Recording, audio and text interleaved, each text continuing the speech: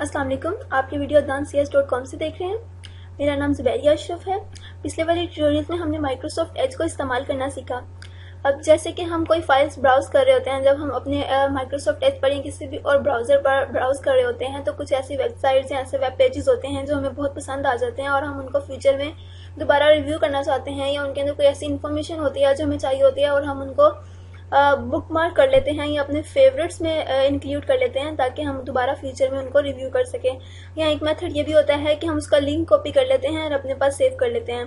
तो आज हम इस ट्यूटोरियल में हम देखते हैं कि माइक्रोसॉफ्ट एज को इस्तेमाल करते हुए हम उन अपने फेवरेट वेब पेजेस और वेबसाइट्स को फेवरेट्स में कैसे रख सकते हैं ताकि हम फ्यूचर में उनको हमें रिमेंबर रहें।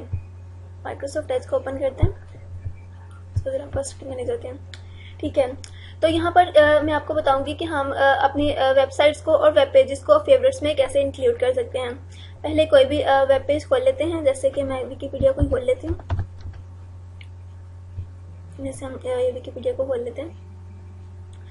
अब आप देखें, जैसे ही मैंने विकीपीडिया की वेबसाइट को खोला, यहाँ पर मेरे पास एक फेवरेट का बटन मुझे स्टार की शक्ल में नजर आ गया। दूसरे जो वेब ब्राउजर्स होते हैं जैसे गूगल वगैरह, वो बुक मार्क की ऑप्शन देते हैं। यहाँ पर माइक्रोसॉफ्ट एज जो है वो हमें फेवरेट्स की ऑप्शन देता है, जो कि बिल्कुल सिमिलर है बुक मार्क से।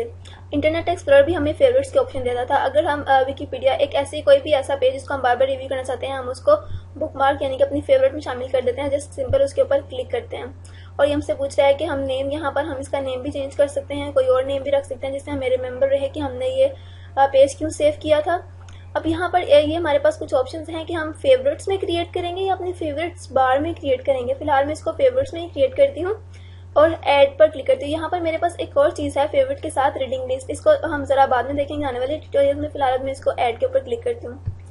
जैसे ही मैंने ऐड के ऊपर क्लिक किया, आप देखें ये मेरा ऑरेंज कलर में हो गया है स्टार। इसका मतलब ये है कि ये पेज बुकमार्क हो गया और मैं इसको फ्यूचर में एक्सेस कर सकती हूँ।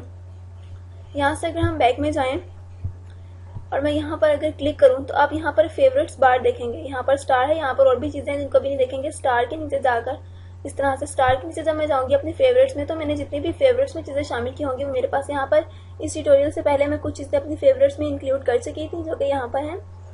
ये जो हमने अभी अपने फेवरेट्स में ऐड किया वो हमें यहाँ पर शो हो रहा है। एक दूसरी चीज़ जो हमने देखी थी कि हम अपने फेवरेट्स में फेवरेट बार में कैसे इंक्लूड कर सकते हैं, वो हम अभी देखते हैं।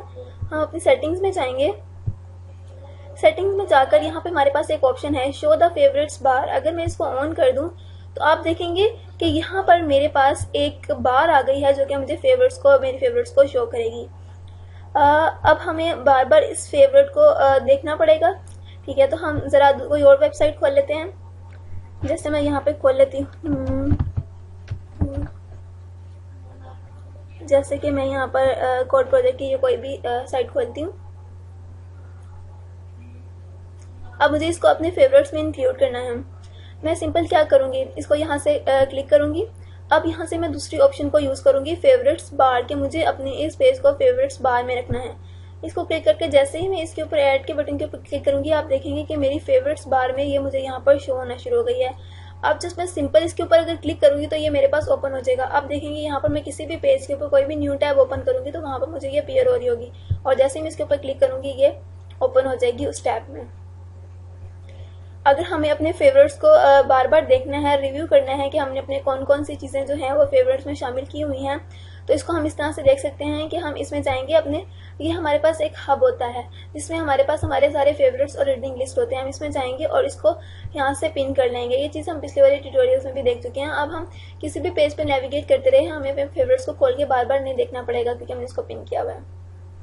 क्या तो इस ट्यूटोरियल में आपने सीखा कि आप माइक्रोसॉफ्ट एज को यूज़ करते हुए कोई भी वेब पेज या वेबसाइट जो आपको बहुत पसंद है और फ्यूचर में उसको रिव्यू करना चाहते हैं, उसको अपने फेवरेट लिस्ट में कैसे इंक्लूड कर सकते हैं।